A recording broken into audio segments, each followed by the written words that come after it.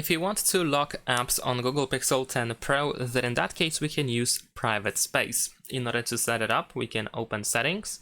Over here we're gonna go to security and privacy, and then we're gonna open the private space in this place. Let's verify ourselves.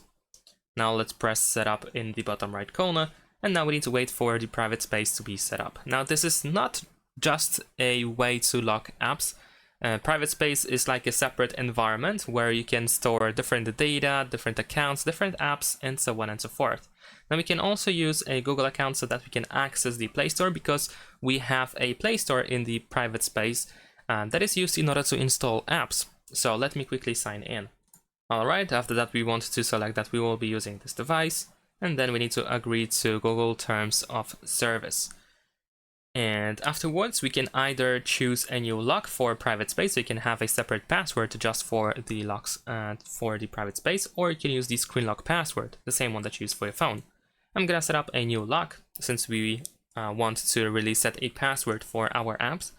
So in this case we need to enter our screen lock password first, and then we can set up a password for the private space. You can choose one of these password types, which also include fingerprints, so you can set up a fingerprint as well. You will have to scan your finger again.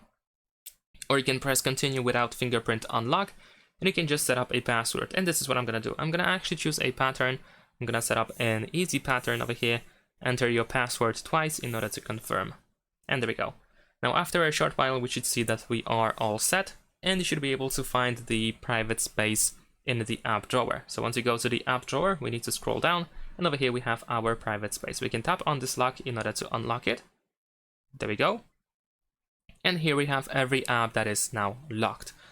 And as you can see, there is pretty much nothing in here. So if you want to lock an app, let's say we're gonna use WhatsApp over here. If I want to lock WhatsApp, I have to press install in the private space, and I need to simply install the WhatsApp again.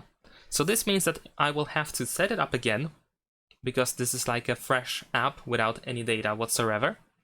Because now, if I go back to the private space, as you can see, I do have WhatsApp over here and I do have WhatsApp over here, and these two apps do not have the same data. So I can use a different account, or I can use the same one if I want to, and I can uninstall this app from the phone. If I uninstall this WhatsApp from the phone, then this WhatsApp in the private space will still be there. So you won't get rid of it unless you actually uninstall it from the private space. So this is the idea of locking apps. So actually we do not have like a dedicated feature that allows you to just simply set up a password.